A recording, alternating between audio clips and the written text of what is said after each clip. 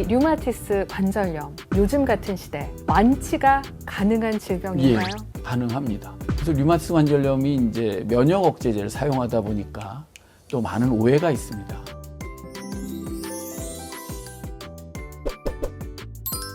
안녕하세요. 구독자 여러분의 건강 동반자, 함께 소중한 우리 함소우의 이정문입니다. 네, 오늘은 가톨릭대학교 은평성모병원과 함께하는 시간인데요. 은평성모병원 류마티스 내과 윤종현 교수님 모시고 오늘 이야기 나눠보겠습니다.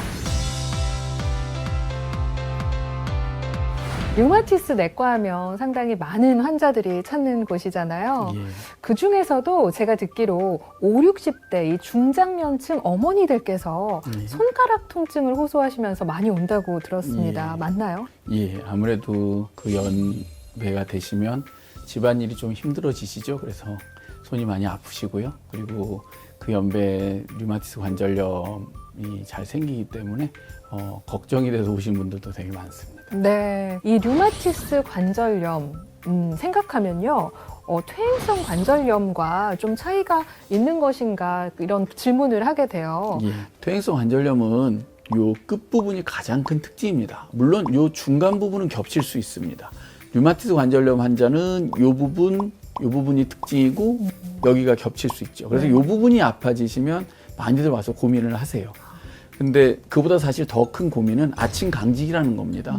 아침 강직을 손을 쥘 때 뻣뻣하다로 이해하시는 분이 있는데요. 의사들이 표현하는 강직은 손을 쥘 때 뻣뻣하다가 아니고요. 아무리 노력을 해도 주먹을 쥘 수 없다는 뜻입니다. 너무 아파서 손이 여기서 멈추는 거거든요. 칫솔이 안 껴지니까 양치를 못 하는 거죠. 그리고 아침 식사 준비해야 되는데 그릇을 제대로 못 잡는 거죠. 그러니까 전혀 사실은 다른 병인데요. 대신 아주 초기에는 아무도 구별 못 합니다. 그거는 반드시 혈액 검사나 엑스레이 같은 검사가 필요하죠. 그리고 전문의의 어떤 판단이 필요합니다. 그래서 병원에 오시는 거는 저희가 진단을 가려드리는 데 굉장히 크게 도움이 될 겁니다. 이 빈도에 있어서는 퇴행성 관절염이 더 많으신 그쵸. 건가요? 네. 퇴행성 관절염이 가장 흔한 관절염이고요. 특히 한 60세 이상이면 20, 30%의 인구에서 발생합니다. 류마티스 관절염은 한 1% 네. 정도의 인구에서 발생하거든요. 그러니까 비교가 안 될 정도로 많은 차이가 납니다. 네, 그렇군요. 이렇게 두 관절염 확실한 차이가 있습니다. 그런 만큼 치료 방법, 그 방향에 있어서도 차이가 있을 텐데요. 예, 맞습니다. 퇴행성 관절염은 많이 사용한 것 때문에 일부 병형이 생긴 거고 병을 또 너무 우습게 생각하시다가 또 나이가 드셔서 아프실 수 있고요. 제일 먼저 제가 드리는 얘기는 손빨래를 하지 마시라고 말씀드립니다. 손빨래요? 실제 주부의 업무는 거의 다 손을 쓰는 겁니다. 그래서 집안일을 식구들끼리 좀 가족끼리 좀 논아서 하시는 일이 사실 제일 좋고요. 걸레나 행주 짜는 일, 그다음에 병뚜껑 따는 이런 일, 그다음에 그러니까 도마, 네. 음식 준비하면서 칼질을 많이 하는 게 사실 제일 힘든 일에 속합니다. 그래서 그런 일을 좀 줄이시거나 그다음에 일하시는 도구도 사실 좀 더 가벼운 거로 바꾸시거나 본인 나이에 맞게 업무 방법을 좀 바꾸시는 거죠.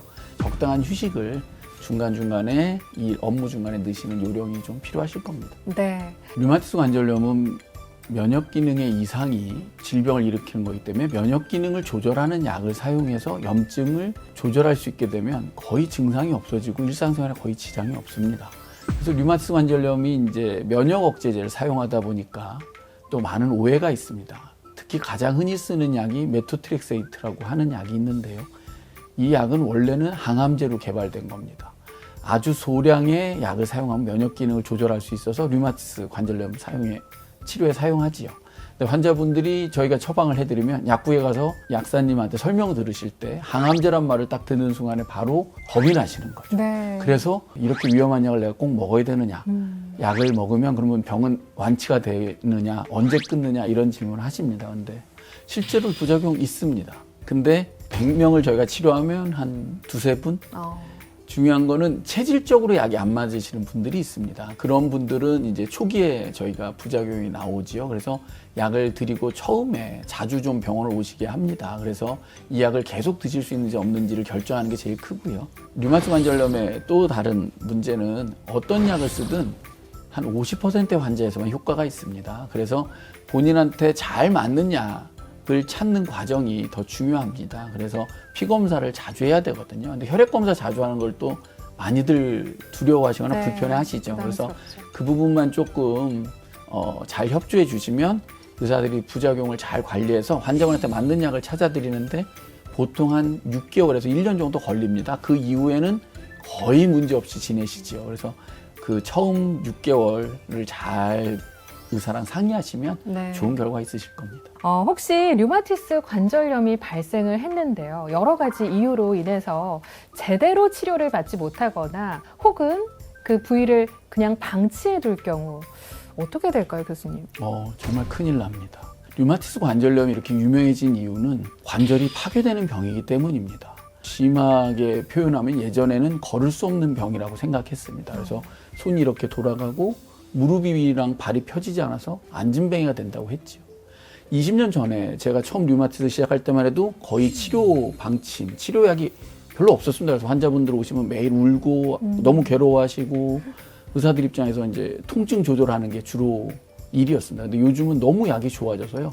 통증 조절하는 약이 거의 필요 없는 수준이 됐습니다. 네. 그리고 관절이 하나도 망가지지 않고도 평생을 지내실 수 있을 만큼 약이 좋아졌습니다. 그래서 약을 믿으시고 잘 치료받으시면 아주 완쾌되는 분도 있습니다. 그래서 요즘은 10명의 환자분 중에 2-3분 이상은 약을 끊을 수 있지 않을까 이렇게 생각합니다. 그래서 류마티스는 치료 잘 받으면 너무나 멀쩡하게 잘 지내실 수 있는데 오히려 치료를 또 기회를 놓치셔서 또 평생 고생하시는 분이 있고요. 이런 얘기를 꼭 좀 드리고 싶습니다. 네.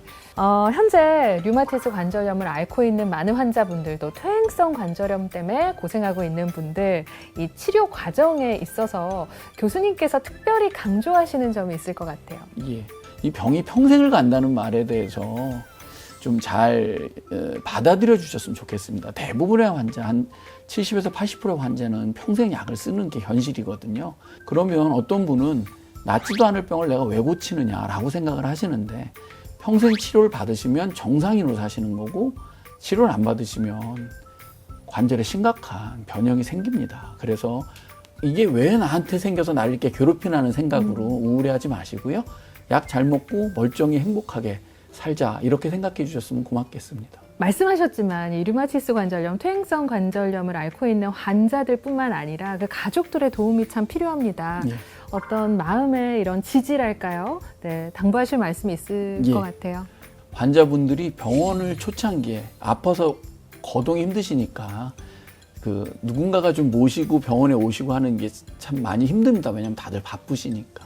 일부 환자분들이 치료 시기를 놓치게 돼서 이제 관절에 문제가 생기기 시작하시면 계속 누군가의 도움이 필요하게 되거든요. 그러면 가족들이 바쁜 와중에 시간 내고 이런 걸로 갈등하는 부분을 참 많이 보게 됩니다. 왜냐하면 환자분이 이제 휠체어를 타기 시작하시면 진짜 네. 가족들이 굉장히 힘들거든요. 그러니까 초창기 치료를 잘하면 좋은 결과가 있다는 거. 그래서 처음에 같이 잘 도와주셨으면 좋겠고요.